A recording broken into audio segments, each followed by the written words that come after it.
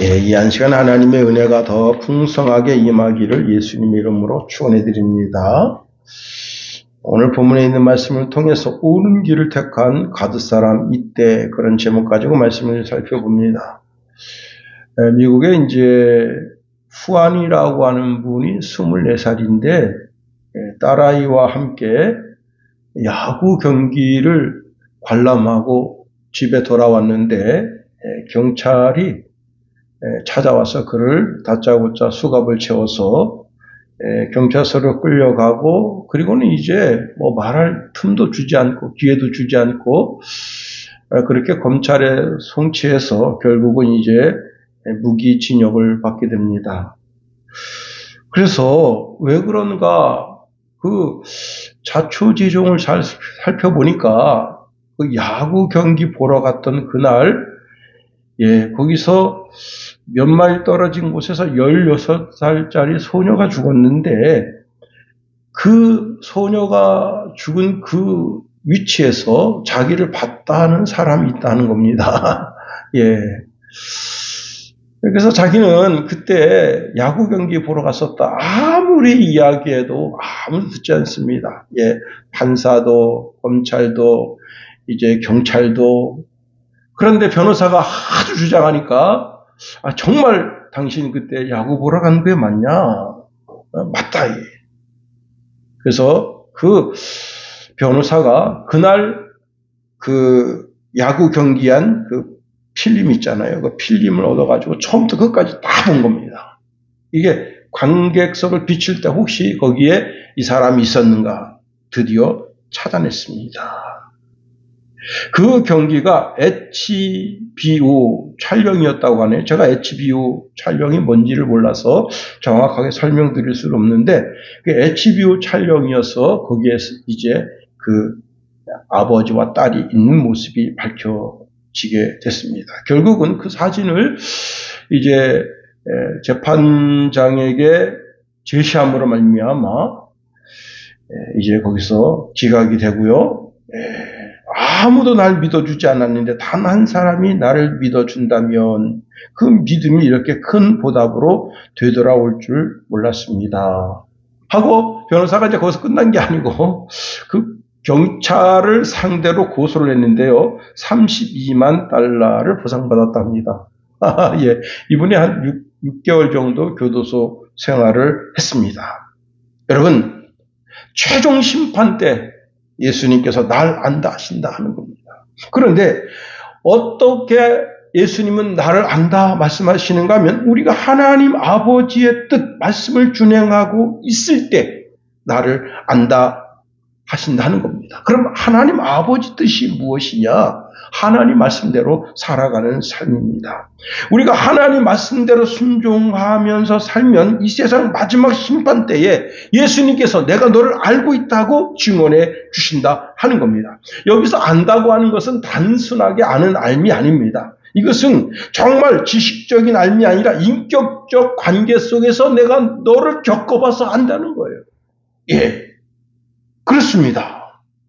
예수님이 나를 알고 나도 예수님을 알고, 그런 믿음과 신앙 관계 속에서 주님께서는 현재의 삶 속에서도 내가 너를 알고 있다고 응답을 주실 뿐만 아니라 최종적으로 주님의 심판대 앞에 섰을 때 그때 내가 너를 알고 있다 그렇게 증언해 주시는 겁니다.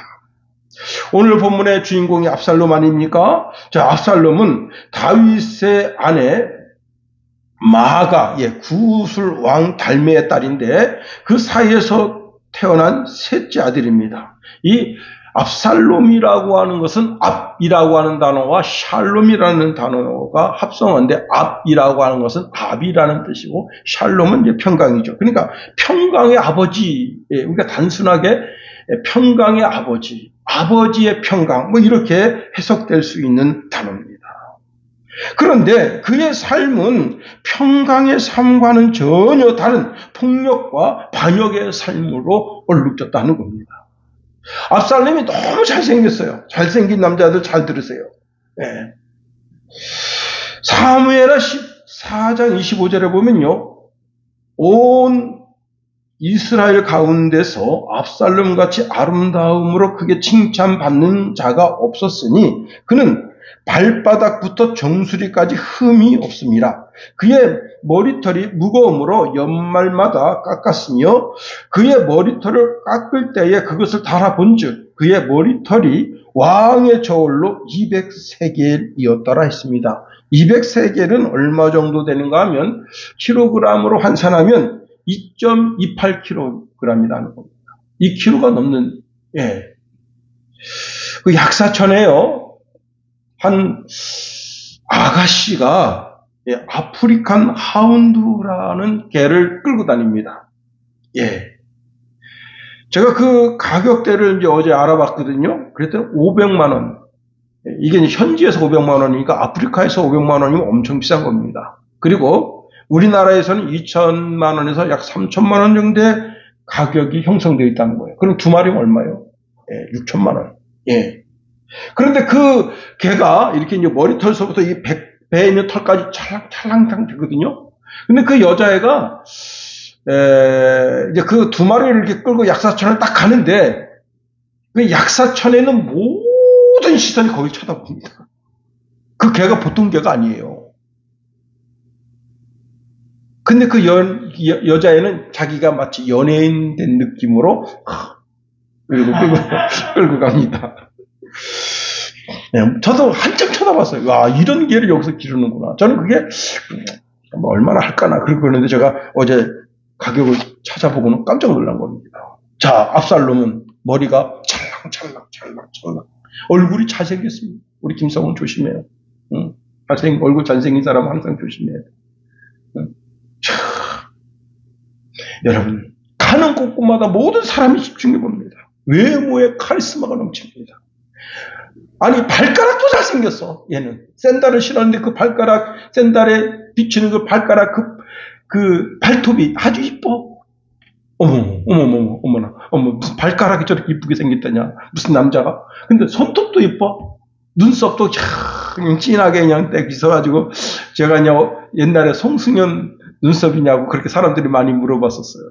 송승연 눈썹이냐. 그래, 이거 가져가라고 내가 차라리. 내 거 뽑아서 심으라고. 그런데 그렇게 인기 폭발적인 삶을 사는 사람이 압살롬입니다. 그런데요, 그 가운데 자기 딸 누이가 암논에게 이제 겁탈당하는 사건이 생깁니다. 이런 문제를 그 아버지가 잘 그 아들을 징계함으로 이 문제를 잘 해결했으면 되는데 이 문제를 덮어두게 되니까 압살롬이 2년이 지난 후에 그 연애를 빙자해가지고 암논을 죽이는데 아주 비참하게 죽이고 그리고 압살롬이 이제 그술로 도망가서 3년 동안 망명 생활을 했습니다. 자, 압살롬은 요압의 중재로 예루살렘에 돌아왔지만 다윗은 그를 즉시 만나질 않았습니다. 시간이 흐른 후에 다윗과 화해하면서 그때부터 흑심을 품기 시작하는데 나라의 왕이 되겠다고 하는 그런 마음을 품게 되면서 압살롬이 성문 앞에서 백성들의 사정을 들어주면서 다윗이 이제 판결하고 이렇게 뭘 하려면 나이도 늙고 그래서 정확하게 판단하지도 못하고 그리고 다윗은 많은 그 주위에 많은 사람들이 있잖아요. 주변에. 그 사람들의 말을 듣기 때문에 정확하게 너 속사정을 얘기해 주지 못해. 왕은 그렇게 한간 사람이 아니야. 나한테 가져와라. 하면서 이제 백성들의 판결을 누구 편을 들어줬을까요? 응?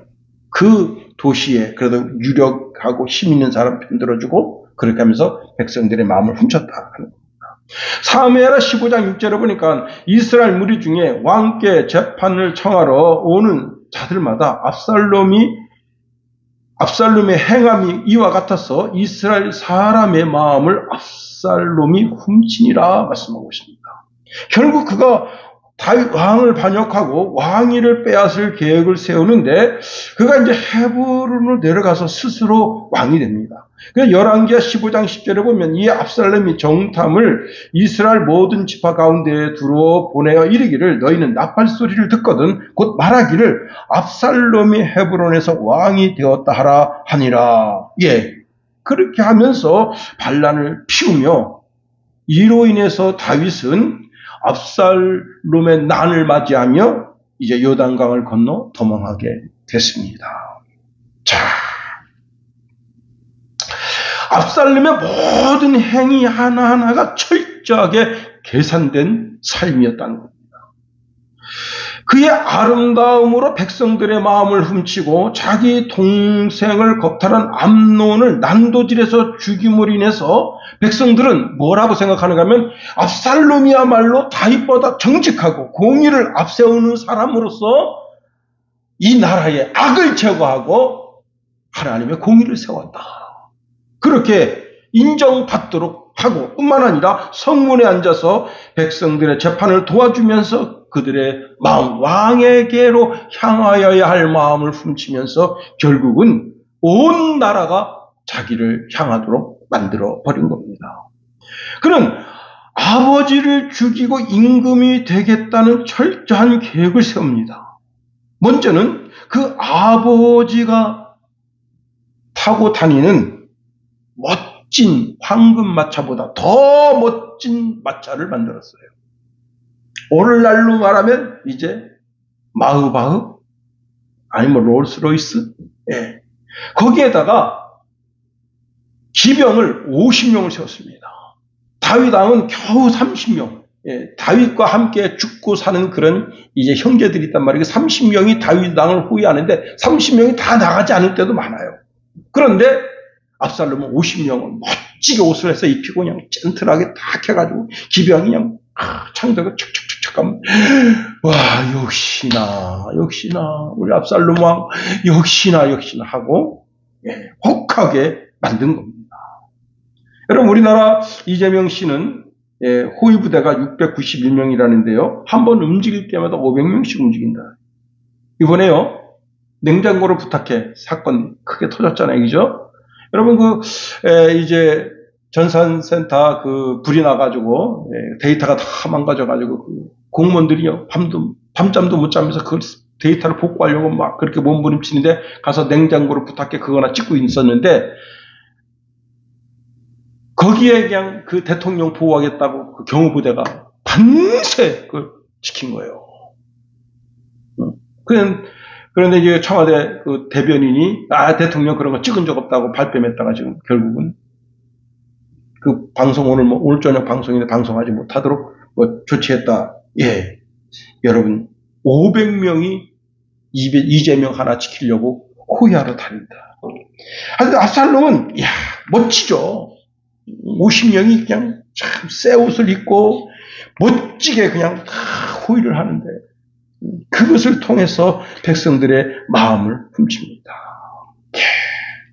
결국은 압살롬이 헤브론에서 왕이 되었다. 각 동네마다 이제 파병된 병사들이 빰빠레를 울리면서 거기 함께한 그 사람들이 압살롬이 헤브론에서 왕이 되었다 선포하니까 모든 사람들이 다 어떤 반응이냐면 박수치면서 그걸 환영했다 하는 겁니다.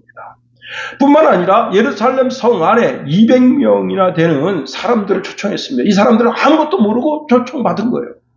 거기에 이제 누가 함께 했는가 하면 다윗의 지식, 지혜, 명철과 같은 사람이 있습니다. 예.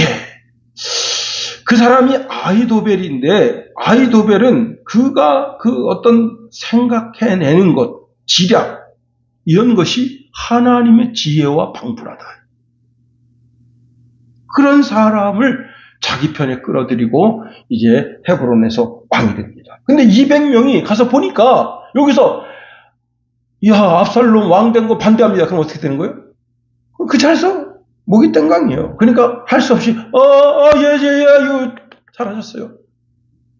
이런 상황이 되게 된 겁니다. 예. 한 전령이 거기서 빠져나와서 다윗에게 쫓아옵니다. 가서 다윗 왕에게 이런 말을 합니다. 이스라엘 사람들의 마음이 압살롬에게 기울어졌습니다. 그러니까 다윗이 그 자리에서 맞딱 일어나가지고 이제 도망을 가는 거예요.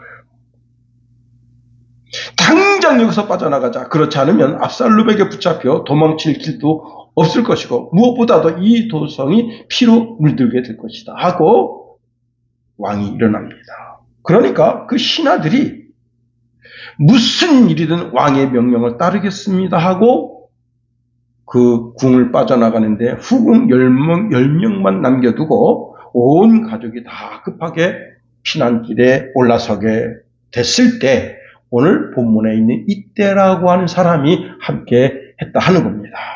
우리가 이러한 본문 배경 속에서 본문의 말씀을 통해서 세 가지로 한번 살펴보려고 하는 겁니다. 인생은요, 내일을 모른다는 겁니다.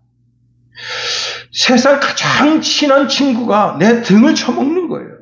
성경에는 발뒤꿈치를 들었다는 표현이 있습니다. 학교에서 키 재기를 하는데 선생님이 볼 땐 얘가 키가 더 커요. 그런데 이놈이 얘보다 키가 작을까봐 자꾸 발뒤꿈치를 드는 거예요. 그게 발뒤꿈치를 드는 행위를 통해서 자기가 친구보다 키가 조금 더 크다고 하는 것을 보여주려고 하지만 사실은 그 행위가 무슨 행위인가 하면 친구를 속이고 선생님을 속이고 자기 자신의 마음을 속이는 거짓의 마음에서부터 출발한다 하는 겁니다. 즉 배신 배반이죠. 친구를 배신하고 배반하는 거죠. 시편 41편 9절에 보니까 내가 신뢰하여 내 떡을 나눠 먹던 나의 친구도 나를 대적하여 발뒤꿈치를 들었나이다. 예, 명백한 배신을 한다는 겁니다. 함께 하던 사람이 나를 가장 잘하는 사람, 내 마음속에 들어왔다 나갔다 했던 사람인데 그 사람이 나를 배신한다는 거예요. 사람은 그와 같은 거예요. 여러분, 손자가 이제 그 설날을 맞아서 설날 때밀이 하러 이제 할아버지하고 손자하고 자기 이제 셋이서 이렇게 이제 목욕탕에 갔습니다. 할아버지가 목욕탕에 들어서는데, 시원하다 하고 들어갑니다. 아버지가, 시원하네요. 아버님 말씀처럼 시원하니까 손자가 시원한 줄 알고 퐁당 떴는데 뜨거 하고 나오면서 이렇게 말했다는 거예요. 뭐라고 말했냐? 세상에 믿을 놈 하나도 없네. 그랬다는 거예요. 여러분, 삼성전자 반도체 핵심 기술을 유출한 사람이 누구냐? 부장입니다. 부장. 임직원 2명이 구속된 상태로 검찰에 넘겨졌는데, 기가 막힌 게 이것을 통해 가지고 삼성이 얼마나 손해를 봤나? 4조 3천억을 손해를 봤다는 겁니다. 그 지금 중국이 우리도 그냥 D램 만든단 말이야. 네?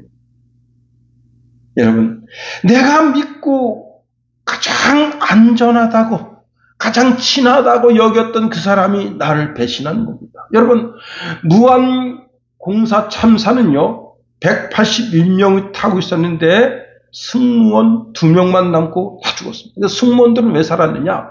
꼬리 뒷부분에 타고 있었다가 그 꼬리 뒷부분이 잘려나가서 튕겨나가서 살은 거예요. 기가 막히죠.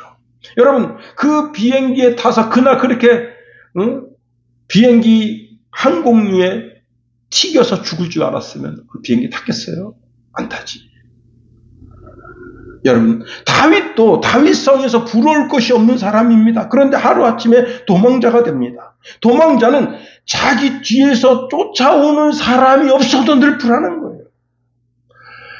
신림동에 4명의 경찰이 이제 사건, 사고 현장으로 출동을 하는데 한 외국인 노동자가 경찰을 지나쳐 가는데 지나쳐 가자마자 막 뛰어갑니다. 그래서 경찰관 한 명이 저는 왜 뛰어가는 거야 하고 같이 뛰어갔더니 이놈이 이제 숨었습니다. 붙잡아 보니까 뭐냐?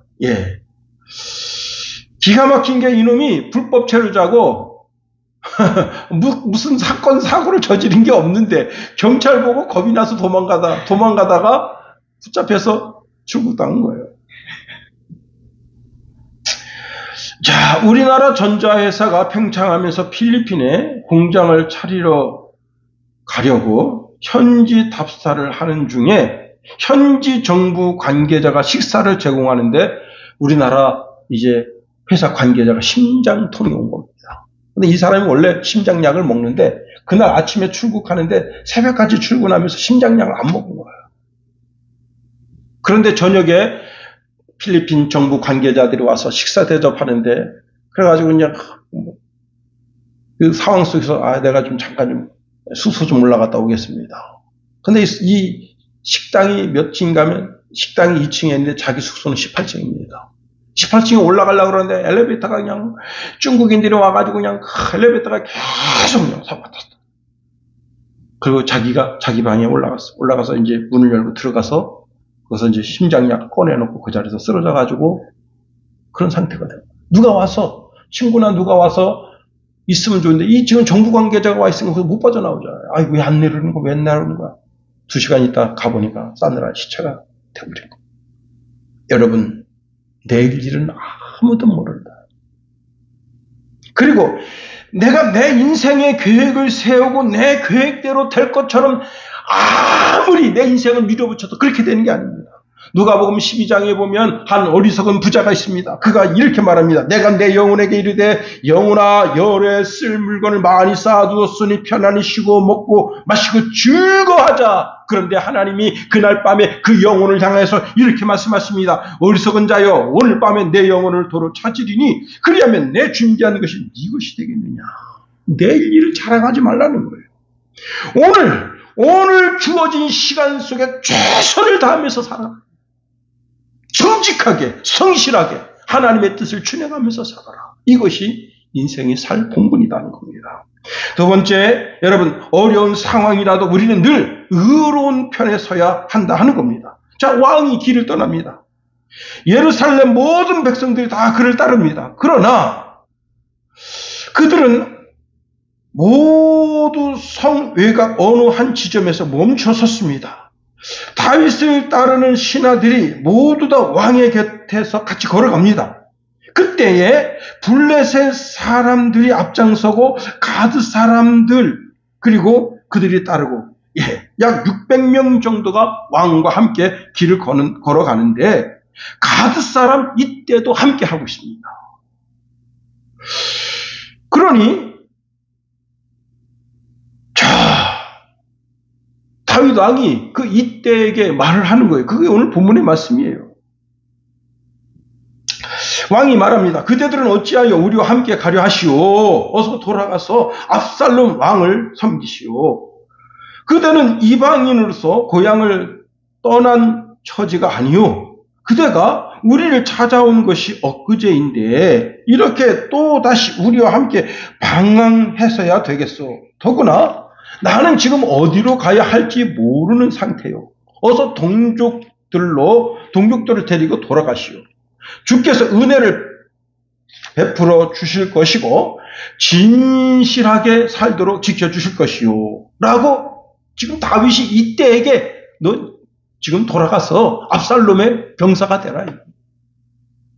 압살롬을 지켜주라 이게. 그런데 이때가 아주 놀라운 말을 합니다. 참 감동적인 말을 하는 거예요. 살아계신 주 앞에서 그리고 왕 앞에서 맹세합니다. 왕께서 가시는 곳이라면 어디든지 살든지 죽든지 이 종도 함께 따라갈 것입니다. 이런 고백 어서 많이 들어봤죠, 그죠? 룻이 그 나오미 어미를 쫓아갈 때 내가 어머니를 떠나서 내 동족에게로 돌아가라고 그렇게 자꾸 권고하지 마십시오. 어머니의 하나님이 나의 하나님이 되고 어머니의 백성이 나의 백성이 되고. 와, 똑같은 고백을 하고 있는 거예요. 똑같은. 누가? 이때가. 가드 사람 이때가 똑같은 고백을 하고 있는 겁니다. 그리고는 자기 부하들을 거느리고 앞장서서 행군해 나가는 겁니다. 여러분, 우리가 성경의 모든 내용을 다 살펴보지 않았습니다. 물론 하나님께서 다윗 왕의 소원을 들어서 다윗 왕의 마음대로 이제 솔로몬을 왕으로 세우고 그리고 나라가 이어지게 그렇게 만들어 주셨지만 우리는 앞날을 모르는 거예요. 미래 일을 모르는 거예요. 다시 말하면 오늘 이때의 삶이 이 압살롬의 난을 통해서 멸절되어질지도 모르는 거예요. 사는 길이 열려질지 죽음의 길이 열려질지 모르는 거예요. 그래도 뭘 선택해야 된다고요? 의로운 길을 선택해야 된다는 거예요. 오늘 내가 비록 그 의로운 길을 선택해서 죽게 되는 한이 있더라도 오늘 나는 의로운 길을 선택하라. 그렇습니다. 여러분, 압살롬을 선택하라고 왕 친히 말을 하는데 그 말을 거역하고 나는 당신을 따르겠습니다. 왜? 이것이 진정 옳은 길이기 때문에 그렇습니다. 여러분, 다윗은 모든 세력을 다 잃었습니다.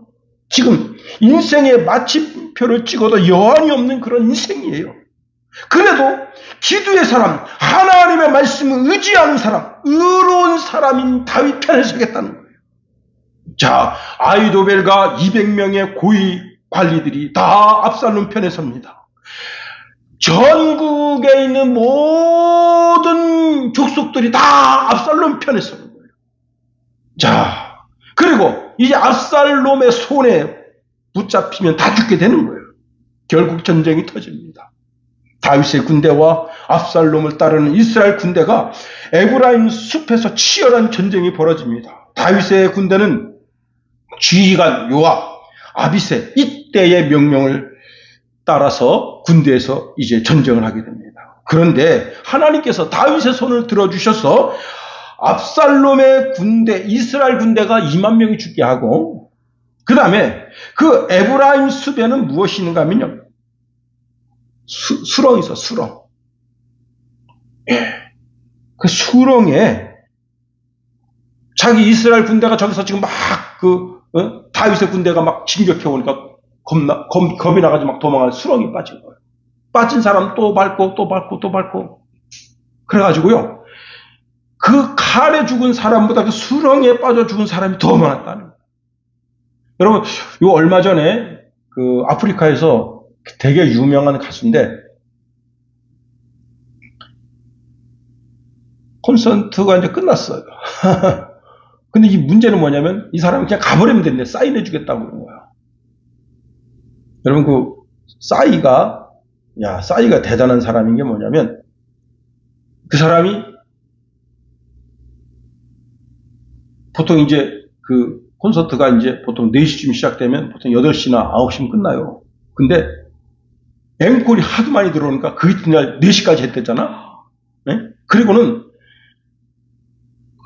또 사인까지 해주고. 근데 우리나라는 다행히 사고가 안 난 거야. 근데 거기서 이 사람이 이제 아프리카의 되게 유명한 그런 이제 가수예요. 사인해주겠다. 그래가지고 사인 받으려고 밀어쳐 치는데 몇 명이 압사당했냐면요, 66명인가 압사당하고 한 200명 정도가 이제 그 병원에 실려가고 난리 났고. 수렁이 없는데도. 그런데 이건 그거 아니에요. 여기 그 앞에 이 에브라임 숲에는 수렁이 있어. 그 수렁에 그냥 오지 말라고 그러는데 백성 군사들이 겁에 질려가지고 뒤로 지금. 여러분, 정의를 선택한 후세는 모든 장수들 앞에서 떳떳합니다. 의롭습니다. 당당합니다. 하나님은 우리 앞에 생사화복을 두셨다는 것. 우리로 하여금 생명과 복을 선택하라고 말씀하십니다.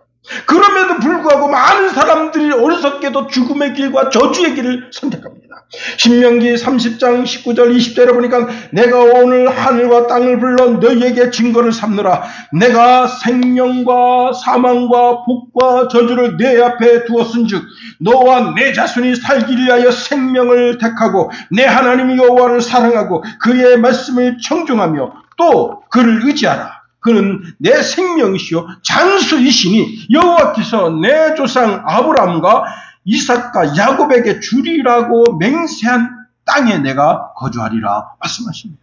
여러분, 참과 거짓이 싸울 때 어느 편에 설 것인가 결정할 필요가 없습니다. 우리는 당연히 의로운 편에 하나님 편에 서야 됩니다. 여러분, 이제 아브라함 링컨이 전쟁할 때 남군에서도 하나님을 자기 편이라고, 북군에서도 하나님 자기 편이라고. 오늘 우리가 하나님 편에 서야 된다. 김승현 회장이 참 대단한 사람입니다. 난 김승현 회장님 별로 좋게 생각을 안 했거든요. 근데 이 사람은 알아가면 알아갈수록 참 이 사람은 대통령 나와도 괜찮을 만한, 제가 군 생활하던 동해바다에 잠수정이 침투한 적이 있습니다. 그때 그냥 온 나라가 발칵 뒤집혔죠. 1996년. 예. 사실 그때 잠수함이 2척이 왔었는데, 이제 우리나라는 이 인공위성이 발달되어 있지 못했기 때문에 자세히 들여다보지 못하는데, 미국에서는 다 들여다보는 거예요. 근데 그 잠수정 하나가 뭐에 걸렸는가 하면, 그 동해 바다는요, 밑도 끝도 없이 쫙 뭐가 깔려있냐면, 그물이 깔려있어, 그물. 그 그물에 걸리면, 여러분, 아무리 큰 배라도 뒤집힙니다.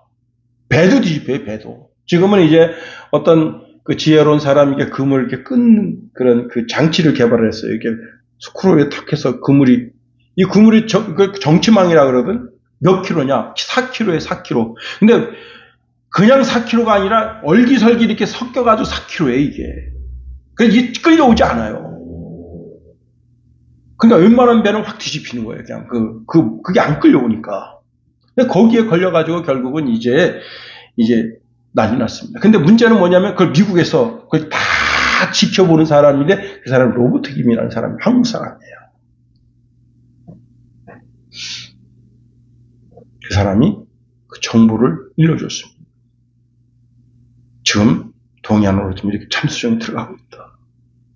여러분 그거 알려주려고 얼마나 마음이 타락했어요. 응?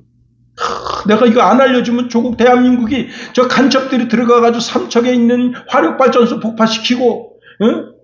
야, 이게 다 보이는 거 아니에요, 이게. 이걸 통해가지고 전쟁이 나면, 응? 근데 미국 정부는 김영삼 정부라, 그거 안 알려주는 거예요. 이 새끼들 한번 대한민국 한번 당해봐라, 이 새끼들. 저 자파 새끼들 한번 당해봐라. 그리고 안 알려주는 거예요. 근데 그 사람이 알려주게 됐습니다. 결국은 그것 때문에 어떻게 됐느냐. 이 사람은 교도소 생활을 합니다. 그리고 우리나라처럼 전자팔찌 발목에 달고. 그런데 대한민국에서 그 사람을 모른 채 하는 거예요. 근데 김승현이 20년간 그를 도왔다는 겁니다. 그의 생활비를 대주고. 모르게. 다른 사람은 모르게. 야, 의로운 길을 택해야죠. 기업을 통해서 큰 돈을 벌었으면, 여러분 그 메론바 있죠, 메론바? 야, 김승현이가 망해가던 음료, 냉음료라고 그러나? 그 업계를 그 메론바로 살렸대요. 메론바 많이 사 먹어야 될 것 같아. 야, 그 돈 벌어가지고. 어느 날 텔레비전을 보는데 장애인들이 이제 우리 동해안 좋은 바닷가 보이는 그런 데 가서 좀 이렇게 쉬면서 바닷물에 좀 몸 좀 담그고 그런 삶을 좀 살았으면 좋겠습니다 하고 이렇게 방송이 나온 거예요. 근데 이 김승현 회장이 우두커니 본 거예요. 그래? 그럼 우리가 하자. 그래가지고 여러분 하나콘도, 이 동해안에 있는, 정확하게는 어딘지 모르겠는데 아마 속초겠죠. 하나콘도에다 전화했습니다. 야, 거기 전부 비워라. 손님 받지 말고 전부 비워라. 그리고 거기다 연락을 한 겁니다. 연락해서 거기 200명 내가 초청하겠다. 169명 왔대요. 그리고 이제 그 도와주는 사람까지 해서 200명 해가지고 그 하나콘도에다가 3박 4일 돈 하나도 안 받고. 그래서 너무너무 고마워. 이 사람들이 이제 김승현 회장이 너무 감사해서 우리가 찾아뵙고 그랬대요. 아유, 몸도 불편하신데 뭐 들어오시렵니까? 제가 가겠습니다. 옳은 길을 택하라. 지도자는 언제나 옳은 길을 택해야 됩니다. 우리도 마찬가지입니다. 하나님 보시기에 옳은 길. 정직한 길, 성실한 길을 택해야 된다 하는 겁니다. 세 번째로 우리는 언제나 하나님과 동행하는 삶을 살아야 됩니다. 자, 다윗이 백향목궁에서 편안하게 생활합니다. 예, 우리도 편안하게 생활할 때가 있습니다. 편안할 때 하나님이 평강을 주시고 너무너무 삶이 좋아요. 그러한 때만 하나님이 우리와 함께 하시는 것이 아니라 우리가 오늘 다윗처럼 갑자기 모든 것이 다 망해가지고 정말 아들놈이 자기 죽이겠다고 긴 창 들고 백마를 타고 달려오는 그런 절박한 상황 속에서도 하나님이 나와 함께 하심을 믿고 그 하나님을 의지해야 한다는 사실입니다.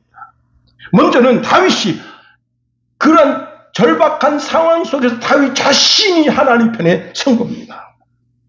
다윗이 바후림 마을에 이르자 어떤 사람이 나와서 다윗에게 욕을 퍼붓습니다. 그는 사울 왕의 먼 친척 게라의 아들 시므인데 다윗을 호위하는 병사가 몇 명이라고 그랬죠? 600명이나 됩니다. 600명이나 되는 병사들 가운데 한 사람이 심한 욕을 하니까 그 아비새가 이렇게 말했습니다. 저런 죽은 개만도 못한 놈이 우리 왕을 저주하시는데 그냥 내버려 두어야 되겠습니까? 명령만 하시면 내가 당장 나서 그놈의 목을 잘라 갖다 바치겠습니다.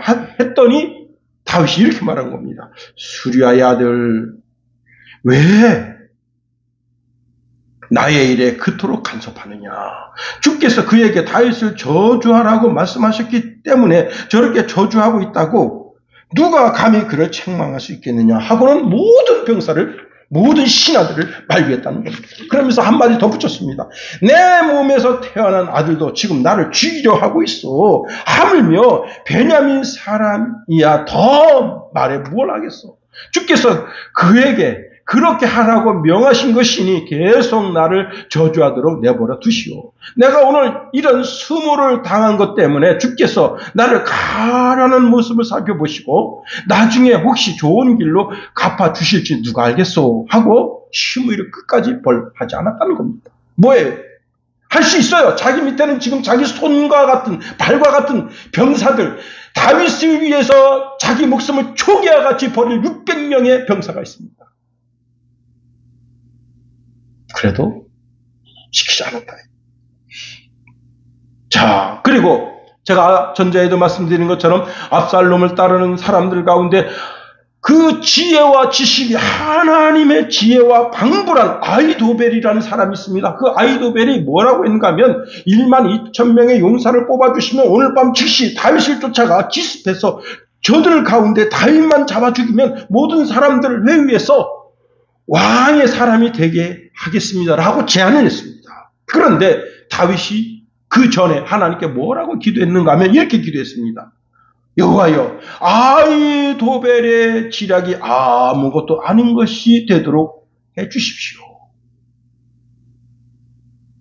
여러분 성경에 이렇게 말씀하고 있네. 여호와여, 아히도벨의 마음과 계획을 아시나이다. 그의 뜻이 악에 쓰이지 않고 그를 통하여 당신의 공의가 이루어지게 하소서. 와, 대단한 기도 아닙니까? 여러분, 그의 기도를 들으시고 악한 계획과 그 뜻이 아무것도 아닌 것처럼 되게 하나님 만들어 버리신 거예요. 여러분, 내 인생이 다윗처럼 하루아침에 추락하는 일이 생길 수 있습니다. 그래도 끝이 아닙니다. 하나님이 다시 일어서게 하신다. 하나님이 마침표를 찍어야 그 인생의 마침표가 찍혀지는 거예요. 내가 내 인생의 마침표를 찍으려고 하면 안 되는 거예요.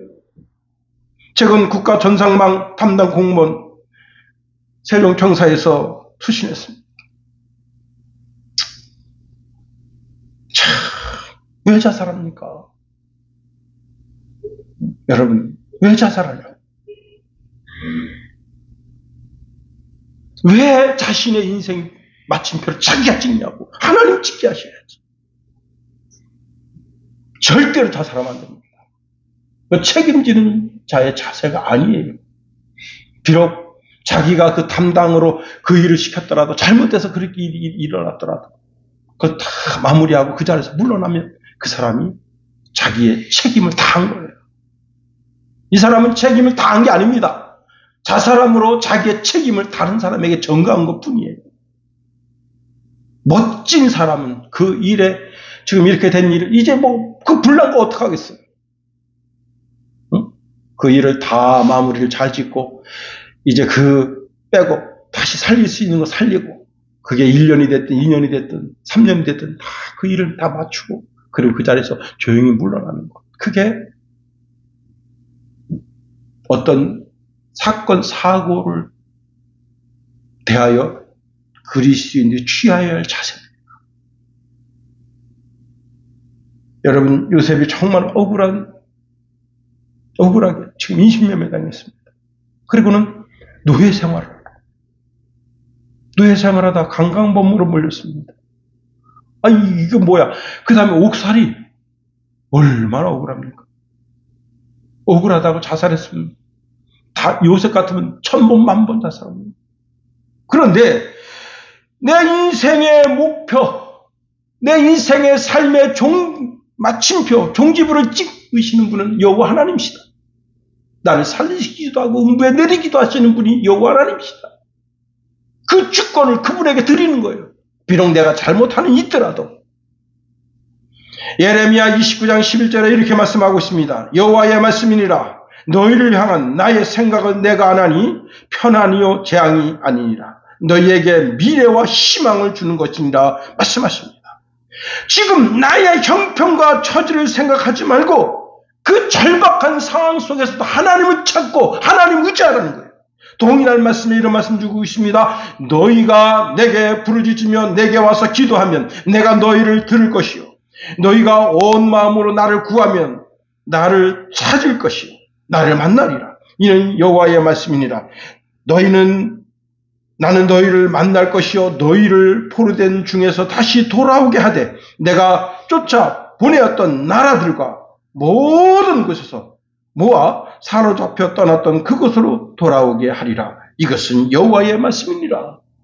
하나님께 내 인생 맡기면 하나님이 내 인생 이끌고 가시고 책임져 주시고, 나의 미래는 내 지혜에 있다고 생각하는 사람은 어리석은 사람입니다.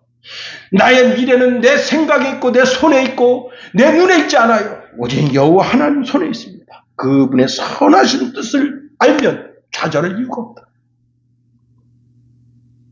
오늘 여러분 가드 사람 이때 그는 다윗의 삶 속에서 훌륭한 신앙의 모습을 보여주며 우리에게 경종을 울려줍니다. 옳은 길을 선택하는 주의 백성 다 되기를 예수님의 이름으로 축원해드립니다.